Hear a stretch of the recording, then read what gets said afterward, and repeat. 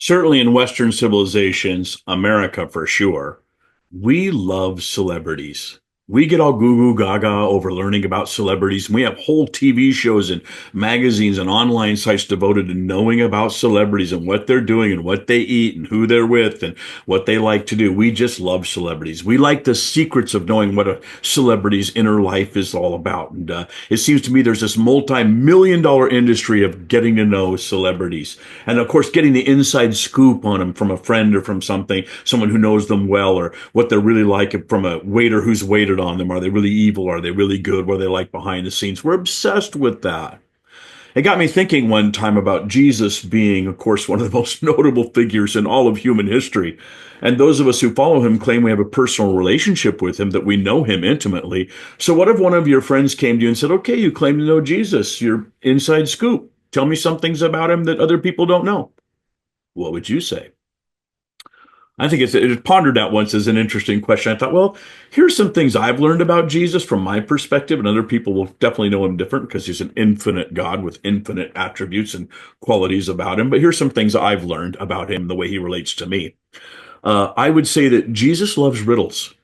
You may not know this about him, but Jesus really loves riddles. He loves speaking in ways that are a little bit secretive or a little bit hard to figure out, or sometimes you're like, what does he really mean by that? And of course, I got to tell you, me personally, I don't really like riddles, but he does.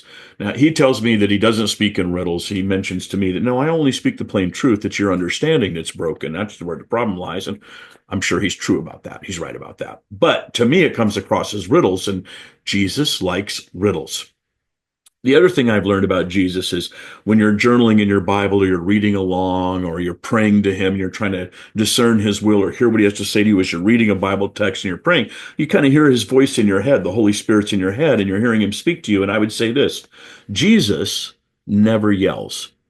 Interesting truth, but he never yells. Yelling is an attempt to get control. It's an attempt to grab a control of an out of control situation. He never has to yell because he's never out of control. So if you ever hear a voice in your head yelling at you, I can tell you, guarantee you, that's not Jesus. Jesus doesn't ever yell. He doesn't need to. He's in ultimate control of all things at all times.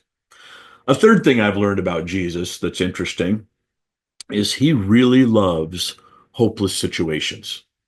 Now, me, I don't care much for a hopeless situation, particularly when it's me that's in it, but Jesus does. Jesus loves when people are put in a situation where there is no hope but him, where there is no answer but him, where the rescue would come from him and him alone. And when it happens, we are the only ones who know it, and we see it and we understand it. And there's no other recourse. It wasn't our intelligence. It wasn't our resources. It wasn't our skills. It wasn't our conniving. It wasn't anything that came from us to get us out of the hopeless situation. It was him and him alone. He loves when people are in hopeless situations turning to him for the rescue, whether they are servants of his who follow him and have for years, or whether they are people who have never met him before but in a hopeless situation cry out. Jesus really likes hopeless situations. Today, I want to look at two hopeless situations in the New Testament. They occur at the same time. I'm doing a series called Seven Great Miracles of Jesus, and today I'm going to pack two miracles together in one because they actually occur simultaneously. There are two occurrences that happen when two people, one at the top of the heap in terms of the social order, one at the very bottom of the heap of the social order, encounter Jesus in almost a simultaneous moment. They don't know each other, but they certainly are connected to him. Both of them in hopeless situations where their only answer is Jesus, and Jesus meeting both of their needs. And what transpires out of these stories and what goes on is incredible. It's a story I'm calling If I Could Just Touch Him. So let's take a look at the hopeless situation. Now, it's found in Matthew chapter 9, beginning around verse 18, going to verse 26. Mark chapter 5, which is the one I will be focused on, 21 through 43. And you can find it in Luke chapter 8, verses 40 through 56. I like the Mark 5 passage. So Mark 5, verse 21 is where I'm going to be starting out of my handy dandy New King James Version. And I like that translation. So we'll be hanging out with this one. You may have a different translation, but let's take a look at these two hopeless situations and see what Jesus would say to us about these stories. Now, when Jesus had crossed over again by boat to the other side, a great multitude gathered to him, and he was by the sea. And behold, one of the rulers of the synagogue came, Jarius by name. And when he saw him, he fell at his feet and begged him earnestly, saying, "My little daughter lies at the point of death. Come and lay your hands on her that she may be healed, and she will live." So Jesus went with him, and a great multitude followed him and thronged him. Okay, let's pause right here and take a look at the first guy and some things that we know. So what has happened is Jesus he's been on the west coast of the Sea of Galilee. That's where his ministry starts. He's around Capernaum and Magdala and those cities that are on the west side. And Nazareth would be kind of over in that region a little further south. And he's over there and he's doing his miracles. He's done his teaching. He's done his Sermon on the Mount. He's done some miracles that now his popularity has grown. His name has grown as a guy who does these incredible miracles. In the dead of night, he had gotten in a boat and with his apostles had gone to the other side. He'd gone over to the eastern shore. Incident that happened there on the lake, and then he gets to the other side and he heals a guy that's got literally thousands of demons in him. He casts the demons out of this guy. The locals freak out and they please beg him to leave because they're scared. So they put Jesus back in the boat and they say, "Please just go away." So Jesus goes back to the other side. So he's been gone about 24 hours. And as he arrives on the shore, he's just getting out of the boat, reaching the sand. He's not even off the beach yet, and a multitude of people are coming down, thronging him, each of them with their own needs, their own concerns. Some are there for the popularity. Some are there to check him out and just see what he's real, some to hear what he has to say. But one guy in the crowd is there for something extremely specific. And his name is Jarius, sometimes pronounced Jarius. I go with Jarius. Even though it's not the Hebrew name because there's no J in the Hebrew alphabet. That's another story altogether, but we'll go with Jarius today. And so we know from him, he's the ruler of the synagogue. Now, that means he's not the rabbi. He's not the one who teaches the doctrines and stuff, but he is the one who's the business administrator of the local synagogue. It's a chief position. It's a high-ranking status position in that society. He covers the business affairs, all of the correspondence. He meets the needs of it. He repairs the building. He makes sure it's stocked with all the things it has to do the order of business that the synagogue would require. All of the things that go in and out of the synagogue, all the correspondence from that synagogue to others would be his responsibility. He's a chief administrator. He is a high-ranking status symbol, most likely very wealthy person in society who could hold this type of position. At that time, the Pharisees would be the ones who would be the most in charge of the doctrine, what was being taught. And so he's got to be in good with the Pharisees in order to hold the position that he has. And they're going to be his buddies. They're going to be his companions. And we know the Pharisees don't like Jesus. The Pharisees are not happy with Jesus. They don't like his teaching. They don't like where he's going. They don't like that he's cutting them out. They actually just don't like that he's not one of them. And so Jesus does things differently. So for Jarius to go to Jesus, we are pretty much aware because of his position in society, it is a last-ditch effort. To go to Jesus is to break protocol, to break relationship, to break the understanding that he has with all of the Pharisees that are around him and with him. He's going to actually go outside the box to get this need met. And we know that if he's the high-ranking business administrator of the synagogue, he's had the resources to get his daughter healed. He's had the resources to get her to be someone who could see a doctor. He's had to by now exhausted everything. We know from the Matthew story, we know from the Luke story, she's about 12 years old. She's his only daughter. He deeply loves her. All of the dreams and hopes and the ambitions as a dad that he has had for her have been tied up in where she's going to go, the kind of woman she will be, who she'll marry, the kind of family she will have. He's got dreams and hopes and ambitions for his daughter, and now she lies sick at death's door. And he has undoubtedly, just knowing how that culture works, undoubtedly at this time, he has spent money, time, and effort trying to get her healed, and nothing has worked. And the sickness has only gotten worse. And now it's scary worse. Now it's like she's dying worse. Jesus was just there 24 hours earlier. Why didn't he go to Jesus then?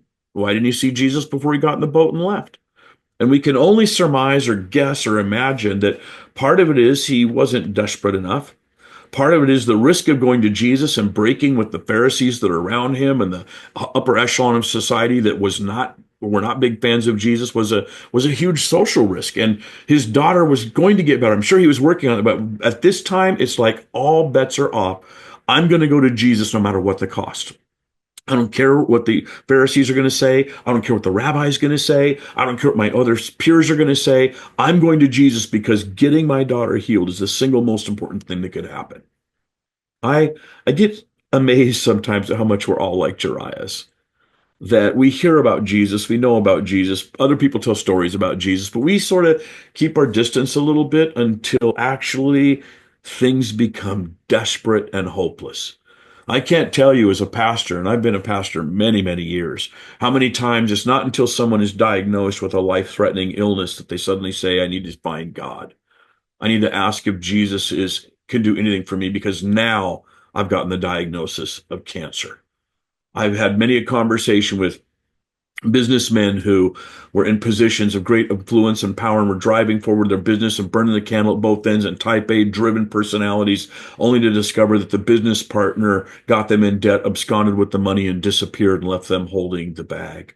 And now they want to know, does God have any chance to help me? I've been in situations where people who just felt like it was out of the blue, which it never possibly could be, out of the blue, I got divorce papers from my spouse, knowing that that relationship had to be disintegrating for years. And now they're wondering, can God help rescue me at this point? Or someone they like or they know was killed in an accident. Tragedy, crisis comes, and all of the resources that someone has, all of the abilities they have to overcome the problems have been exhausted. And now they're like, does Jesus have answers for me now? Most human beings would say, nah, too late. Sorry, you had your chance. I was there. You missed it, but not Jesus. Jesus has come back, spent 24 hours, and he meets this guy. And Jesus' response to going and healing his daughter is, yeah, let's go.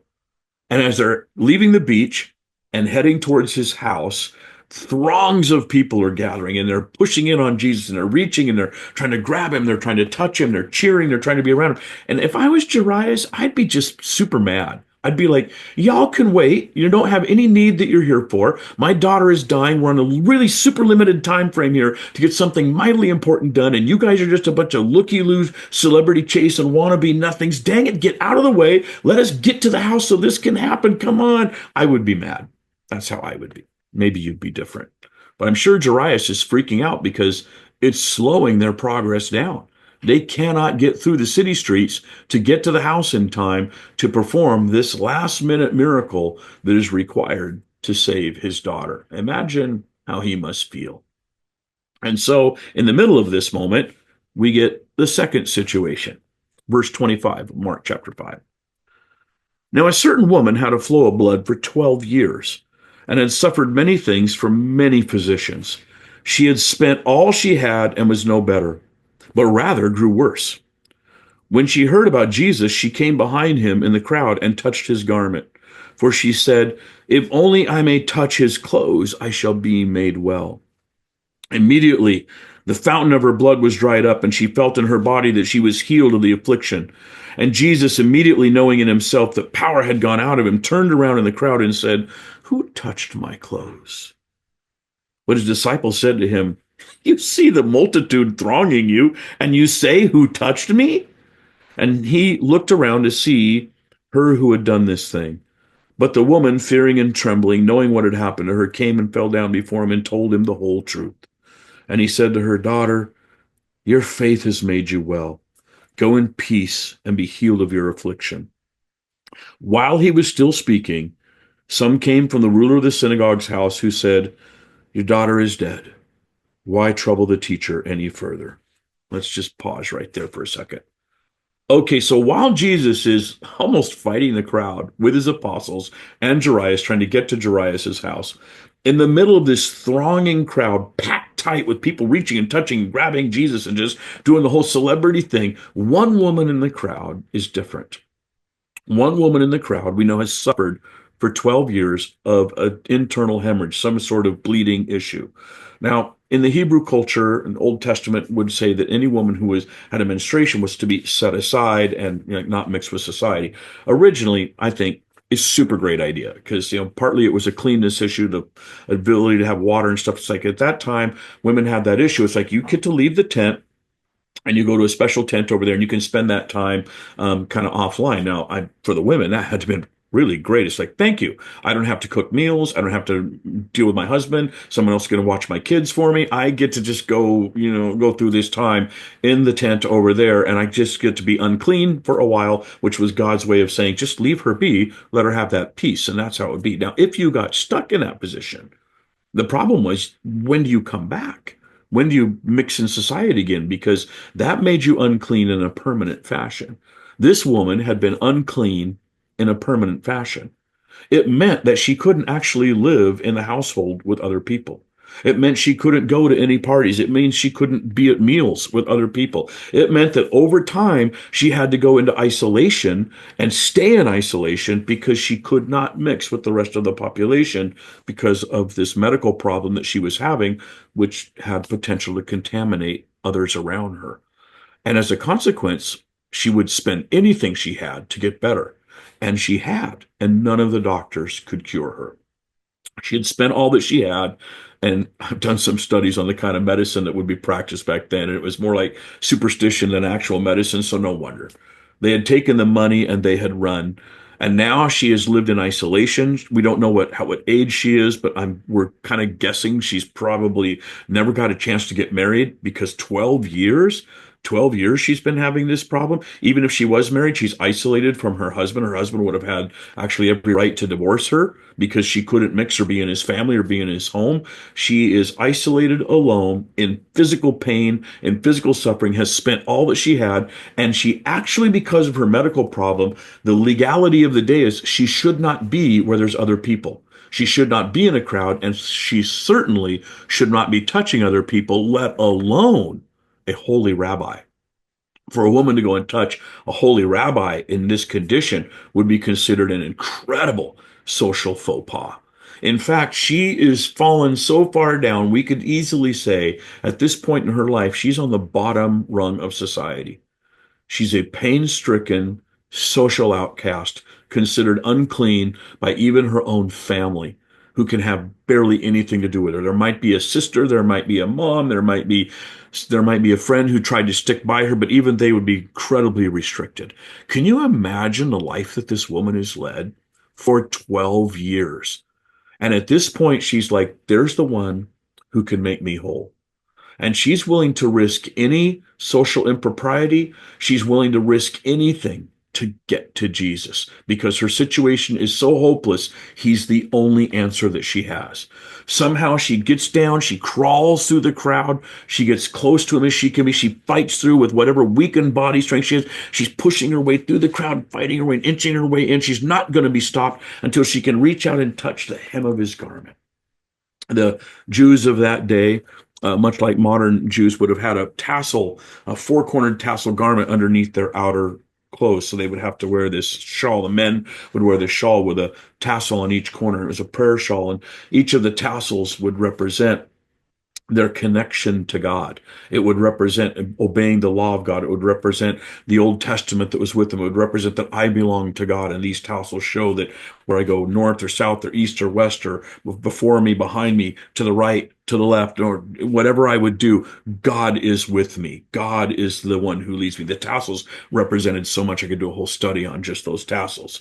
So most likely what has happened is she has crawled through the crowd and she's reached out to touch one of the tassels that represents this rabbi's connection to God the Father Almighty. That's what the tassels represent for her. And in that instant, she is healed. Her plan is to simply slink away because she's living in the shame and the guilt and the isolation. And we can imagine her emotional status and the fact that what she's just done is legally wrong.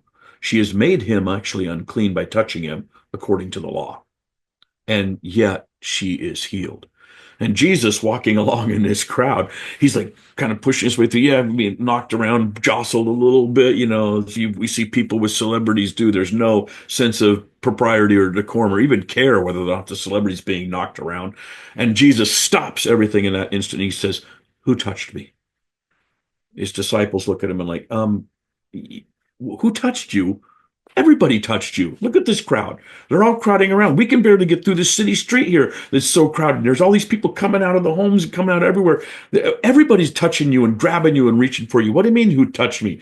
There's probably 100 people that have touched you just since the beach and another 100 trying to touch you at any given time. What do you mean, who touched you? That's kind of what they're saying. And Jesus is like, no, one touch was different than all the others.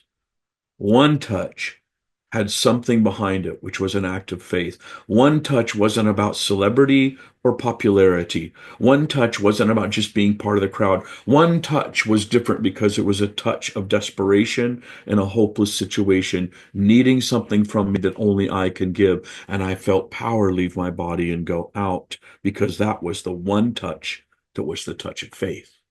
That's what Jesus says. And at that point, everybody's like, hush, okay. Everybody was here just for the popularity of Jesus except Jarius and this woman, the two in the hopeless situation who needed something more from Jesus than just popularity or notoriety. And so Jesus turns around. Who was that? Who did that? And the woman, terrified, afraid, scared, bows at his feet and lays out her story. And Jesus' response to her is, daughter, your faith has made you well. Go in peace and be healed. It's interesting because I think she would have just slunk off into the crowd like, I'm healed and I know it. I've got what I needed from Jesus and away I go. And Jesus is stopping the crowd because he's like, oh, no, no. I'm not going to let you slink off into oblivion. I'm not going to let you move out of here and just pretend that I don't care about you as a person. Because I want you to know that I know you. I want you to know that I know what you did. I want you to know that I am not just magic power that you got. I'm a relationship with you because I care about you and what happens. See, there's so much going on here that's just absolutely powerful, where Jesus stops the crowd and tells this woman who actually should not have been touching him at all, shouldn't even been in the crowd, that she was more special than everybody else in the crowd in that instant, in that moment. That's an incredible moment born from her hopeless situation. Couple of things about this woman's touch. It's very interesting because I think she did just want to slink away, and it says she's afraid when he says, "Who touched me?" and realize she has to come forward and confess. Her thing isn't joy; it's fear, because she knows she's done something she thinks is wrong, and Jesus wants her to know it's right. And it's an interesting thing because he uses the phrase daughter. It's not, doesn't capture it in English very well because we don't use the phrase daughter to mean somebody, but actually it's a term of endearment. And Jesus uses this phrase as a term of endearment to her, this woman who has been isolated and lonely and an outcast for so long, is told she belongs, is told she fits in. Daughter. And everyone else was just grabbing him just for celebrity purposes, but she was touching him with an act of faith, needing something more desperate from God. And Jesus stops the crowd because I think there are actually two things he wants everyone to deal with in this situation. The first thing is he wants her to know it's not magic. It's a relationship with me. It was your faith in who I am and what I can do for you. That faith is what made you well. It's not the magic of the tassel that was on my garment. And I think he also wants to publicly proclaim to the whole crowd of Capernaum, this woman is clean. She's clean now. She's acceptable now. She can mix in society now. Invite her to your house. Have her over for dinner. Throw a party with her because now, whatever isolation she's been in for 12 years, she's clean. She belongs. It is a public declaration. And everyone in that crowd that day disappeared from memory. Interesting. They're not recorded here. Jarius and this woman are the only two. The Catholics hold her as Saint Veronica. They would say that she is the one who, when Jesus fell, not recorded in the scriptures, fell on his way to the cross. She's the one who wiped his face with a cloth, and the imprint of his face was left on that cloth. They call her Saint Veronica. They say that's who this was. It's not recorded in the Bible. Us Protestants will be more like, yeah, we don't see that story in the scriptures, so we're not going to go with it. But we do know this. We may not know her name, but we know her story. And her story has lasted through the centuries when everybody else who was in the crowd that day disappeared from memory. Their touches were unimportant. Hers was very important. And so then we have Jarius. And he's caught in a situation. As soon as Jesus heard the word that was spoken, he said to the ruler of the synagogue, "Do not be afraid, only believe." Jarius has just been told, while we've been waiting, your daughter's died. And again, if I was Jarius, I'd be like, dang it. This woman, she was bleeding for 12 years. She could have held out for another day. She could have held out for a few more hours. What's the harm in that? My daughter needed something now. And I think I could see that's how I would be thinking anyway. And I'm sure he was just completely crushed because he said, I had this one shot to get to Jesus and get Jesus to my daughter in time. And it didn't happen. And it's too late now because this crowd stopped it and this woman took up the time that was needed for my daughter. And I'm sure he's just crushed. But Jesus says, don't be afraid, only believe. He's like, hey, not yet. We're not done yet. And he permitted no one to follow him. Verse 37, he permitted no one to follow him except Peter, James, and John, the brother of James. He's like, tells his big old burly disciples, you guys just stand here and hold the whole crowd back. I don't want anybody pushing in now. We're going into this house alone, and I don't need all these people trying to crowd into. Then he came to the house of the ruler of the synagogue, and he saw tumult and those who wept and wailed loudly. When he came in, he said to them, why make this commotion and weep? The child's not dead, but sleeping. And they ridiculed him. But when he had put them all outside, he took the father and the mother of the child and those who were with him and entered where the child was lying. So when Jesus arrives at the house, this is how sick this little girl was. By social custom, they would have had actually professional mourners who played flutes and harps and sang dirges. They would have actually shown up at a home in order to cry and weep and wail loudly and play their instruments to let the neighborhood know death has come to this house. And like a pack of vultures, they've been hanging around this house hearing the girl was sick. And as soon as she died, they're like, pay us up. We'll start our mourning right now. They were actually not connected to the family. This is just what they did professionally.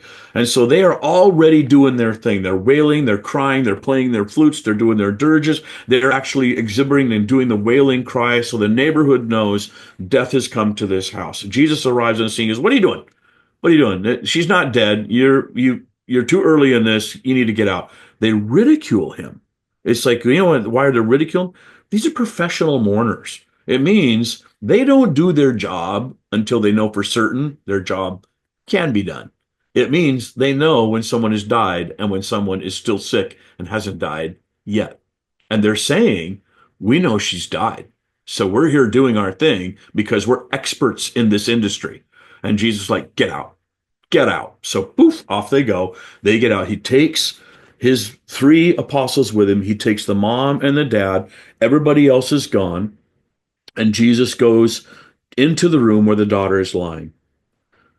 And then in verse 41, then he took the child by the hand and he said to her, Talitha kumi, which is translated, little girl, I say to you, arise.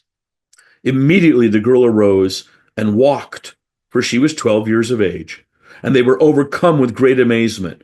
But he commanded them strictly that no one should know it and said that something should be given her to eat. Here's Jesus like, okay, this one's going to be quiet. He's going to raise this little girl from the dead. He goes and he says, little girl, wake up. Basically, wake up, arise. She gets up and he says, have her eat. She hasn't eaten for a few days. She's really sick. He's just concerned about her and he tells the parents, don't tell anybody. Don't tell anybody about this one.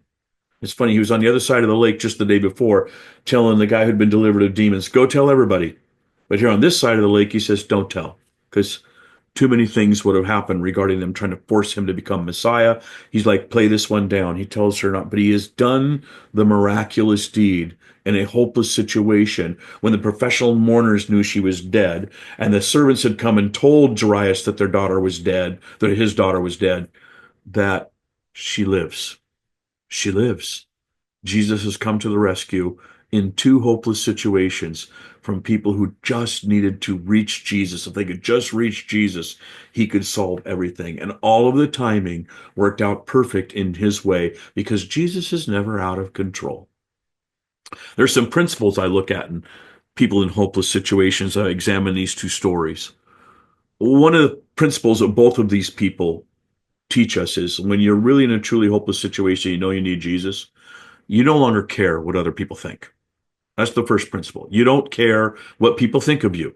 You don't care what your friends might say. You don't care what your social order, your business partners would say. You don't care what your family might say. You may have been at the top of the heap and you know you'd be ridiculed for going to Jesus, or you may be at the bottom of the heap and you may be ashamed of who you think you are. But both situations, like, I no longer care what the crowd thinks. I no longer care what other people say. I only want Jesus. And people in hopeless situations are so desperate for Jesus that they throw off the attitudes and the perceptions, this what would you use, the social order of what other people think of them.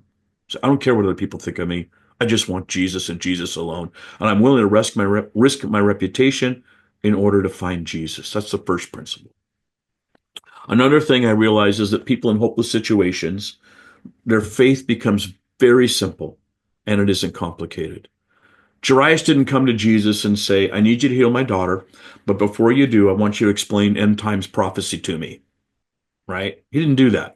The woman who's bleeding doesn't come to Jesus and say, please, first, I need healing, but before I get healed, I've got to understand some things about premillennial dispensational eschatology, right? I want to know about, they don't ask that. They don't care about all these incredibly convoluted things and thoughts of doctrines and this and that. And they just like, I just know one thing. I need Jesus and Jesus alone. And faith becomes very simple and not complex. It's this: I don't need the answers. I don't have the answers. I just need Jesus. And Jesus alone can solve my problems. And then He and He alone can speak to me about anything He wants to in the aftermath. People in hopeless situations, it gets boiled down to a very simple faith. Another thing I learned, and thinking about that, by the way, a very simple faith. There's a passage in Hebrews that's coming to mind. Hebrews chapter 11, and the first verse says, faith is the substance of things hoped for, the evidence of things not seen. It's an interesting passage. The faith is the substance, meaning the tangible reality of what it is you hope for. You hope for something and it becomes tangible and real if you have faith mixed in with that hope. And then it said is the evidence of things not seen, meaning it's the proof that there's something real going on when you exercise faith. And just a few verses later in Hebrews chapter 11, verse 6, it will add on and say, without faith, it is impossible to please God, because those who come to God must believe that He is, and that He is a rewarder of those who diligently seek Him. Faith is the only way to get to God, to get access to God, and to have God respond in any kind of a fashion that makes sense. And it's weird because certainly in American society, we are very much driven by scientific proof. Our whole thing is, I want to know God. I would like to meet God. I would like God to do something in my life, but I want it to be scientifically provable that He does it. I will only meet God using my intellectual scientific brain, and it has to be in something I can see and taste and hear and smell and touch and measure and weigh. If I have these things, God can speak to me through those things. That's the only way. And then suddenly God's like, well, wait a minute. There's this other dimension of reality, which is your faith. And if you won't come to me in faith, I'm just not going to answer you. You have to come to me in faith first, believing that I am and that I'm a rewarder of those who are diligently seeking me. And if you can't come to me with believing that I am and that I'm a rewarder, you aren't going to see the evidence of what you're hoping for become a reality. People in hopeless situations, they just go to Jesus based on who Jesus really is. Their faith is reduced to just this: I need Jesus and Jesus alone. So I guess the question would be for some of us, is there anything you're hoping for? Is there anything God is putting in you that you're saying, I'm really hoping for something in my life? And maybe your situation isn't desperate enough. Maybe Jesus is like, yeah, I'm not answering just yet because it wouldn't feel miraculous to you at this point. So I'm waiting until the situation is such when you know that it is me and only me who comes to the rescue, and you're not going to give the credit anywhere else to anyone else. I'm going to be the one who answers. A third thing I realized, principle I learned about people in hopeless situations, besides the fact they stop caring what people think, their faith is reduced to something very simple. A third thing is They humbly approach him and let him be God. They don't come demanding. They don't come requiring. Jarius doesn't show up demanding, hey, you don't got to know who I am, Jesus. You need to do what I'm telling you to do. The woman doesn't come in any way, shape, or form trying to get Jesus to do something. In fact, she is so humble, she's trying to do it secretly. You don't demand to know, how are you going to do this? You just simply say, Jesus, your will, your way. I don't know what the answers are, but you do. I don't know what your solution is going to be, but I'm not even going to try to tell you or demand of you how the solution should work. I'm going to let you do it. You don't negotiate. They don't offer Jesus anything. You don't sit down like, I'm going to negotiate with you as if you have anything Jesus needs, right? There's no negotiation going on. Hey, if you'll heal my daughter, I'll put in a good word for you with the Pharisees. Or Jesus, if you'll heal my bleeding wound, I'll be one of your disciples and follow you forever and ever. We don't know what her response was, but we know that no negotiation happens in a hopeless situation. There's just a total surrender to saying it's yours and yours alone to do, the way you'll do it, how you want to do it, in the timing that you want to do it, so that you and you alone are the one who gets the credit. But I also notice a fourth thing. A fourth thing for people in hopeless situations who see God move is they get to have a special relationship with Jesus. They get to have this unique bond with Jesus. They get to be the ones who see, feel, and experience the power and the might and the mercy and the grace and the tenderness and the love and the affection that Jesus has. That the crowd doesn't get that. Jarius and his wife and their daughter get it in private. And this woman gets it when Jesus turns to her and says, Daughter, your faith has made you well. There's a relationship that they get to have with Jesus, unique to them, that the masses in the crowd don't get because they have experienced his power, healing, restoring, and renewing them from a hopeless situation. I think there's plenty here for you to unpack and look at and talk with others about. Maybe you've been in a hopeless situation. Maybe you've never been in one. Sooner or later, you probably will be. Most of us have. Some of us have been in hopeless situations a lot, many times over, much to our chagrin. Increasing our faith, growing who we are, our understanding of Jesus, figuring out who he is. I would say that, well, people rescued from hopeless situations end up with an incredible story to tell. And the story is not how wonderful they were, how smart they were, how capable they were, how skillful they were. It's all about, you know what? I was in so far over my head and I was so helpless and I was so hopeless and I was so weak and I was so broken and I was so down and there's nothing I could do. And Jesus came and Jesus rescued me. And the story no longer becomes about us. It's 100% about Jesus. What's your story? Normally I end these with a little story from myself. You're free to go on. For all intents and purposes, the sermon's ended and you can go take a look at the study and talk to your group. But I'm going to tell you a story about me in a hopeless situation. I was pastoring this downtown church, surrounded by homeless people. We started doing a meal. They were coming to our church site, and every Sunday after church would end, I'd have about 200 people come and eat at that meal. It went on for like 3 hours, and so about over the course of the 3 hours, 200 people would come and go. At any given time, 150 of them in the room, 120 of them in the room, and it was a rough environment. It was difficult. The church was sinking because nobody wants to go to a church full of homeless people. Over time, they began to believe in us and they trusted us and they trusted our affection. So they would start drifting to church. So at any given Sunday, I'd have 45 members. I'd have 20 drunks and 4 dogs in church. It didn't smell so good in there on many a Sunday. Our offerings, we would collect an offering and we needed a little over, well, we needed somewhere in the neighborhood of $2,000 a week to make the whole place run, to pay all the bills that we had. We needed about $2,000 a week, and we would get pennies and nickels in the offering from the homeless people. There was many a Sunday when the two guys who counted it would throw in an extra 5 spot, throw in a $5 bill just to get the offering up to $100. I mean, we were sinking and dying and going down.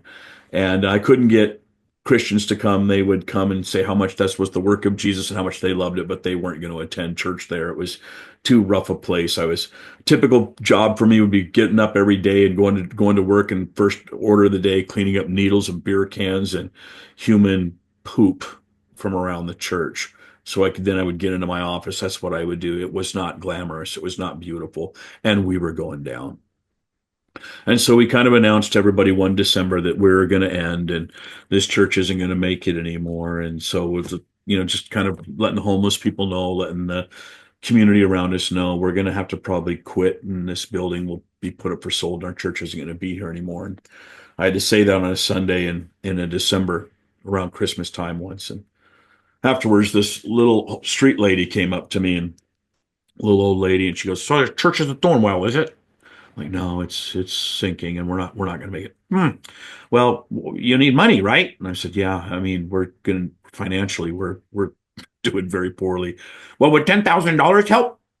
And I'm like, $10,000? Yeah, $10,000 would really help a lot. Yeah. And I said, she goes, well, okay, I'll come by here tomorrow and I'll give you $10,000. Now, I'd worked with homeless people a long time, so I knew they say the darndest things, and half of them are crazy as can be. And there was nothing about the way this lady talked or acted that would make me believe her. I'm like, but I'm just like, okay, well, we'll see you tomorrow, never expecting anything. Come back to work on Monday the next morning, and she knocks on the door, my office door, and she goes, "All right, I'm here. Let's go." Like, okay. I mean, I'm going to play this out and see what happens. So I walk with her. We go down to the bank, which is where our church is in a downtown location. We both sort of walk down to the bank. She goes to, and she goes up to the cashier and she pulls out a $10,000 cashier's check out of her bank account and hands it to me and says, "There you go. You guys have that. You keep the church going. I really believe it. I like what you're doing. You keep the church going." And I just stood there holding this $10,000 cashier's check in my hands. And I'd watched the teller the whole time. She didn't blink an eye. She didn't do anything. She didn't look up. She didn't acting like this was a normal transaction done daily with this homeless street lady. And so I take the check back and I call my board. You aren't going to believe this, but a homeless person just gave us $10,000 to keep our church going. And we were sinking. We weren't going to make it. And we all got together. And we were like, okay, well, listen, this is about how much time we had. We knew by our budget, by our finances, by everything that was going on, that we were going to close the first Sunday of April that year. Remember, this is December. I'm getting this $10,000 check in December. And we knew we had enough money to make it only to April. Once April 1st had hit, we wouldn't have enough money to even so much as pay a phone bill. We were sinking that fast, and the savings and all the money we had was going. And so we were dying and dying fast.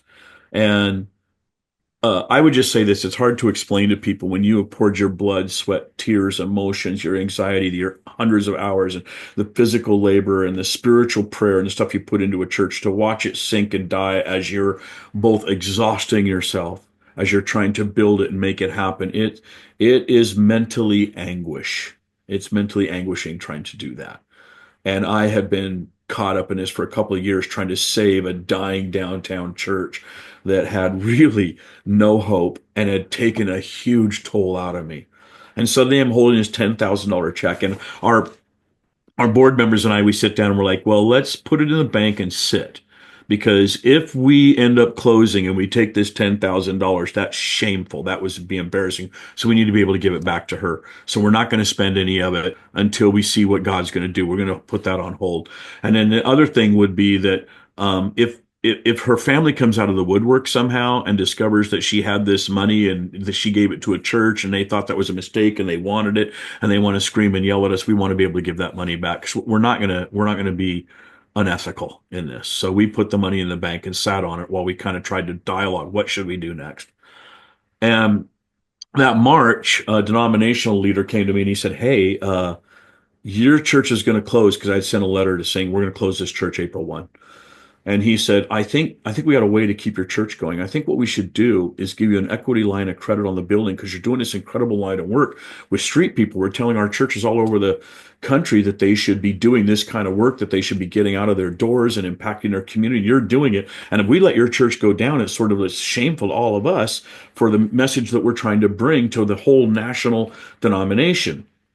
And so what we want to do is give you an equity line of credit where you can stay in that building, keep the building going, and we'll give you this line of credit for up to $200,000 on your building, which at that time was worth over $1 million.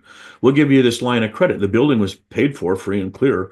So you can just tap the equity line of credit. You keep the church going, and we'll see what happens over the next 2 or 3 years. And we're like, wow. So he goes, but we just need to work this out with our denominational financial people, the small. And so he goes back to start working with them, and they have me write these documents explaining what we're doing and the work we're doing and why we're doing it. And they can't get the money to us in time. They can't get the equity line of credit to us in time.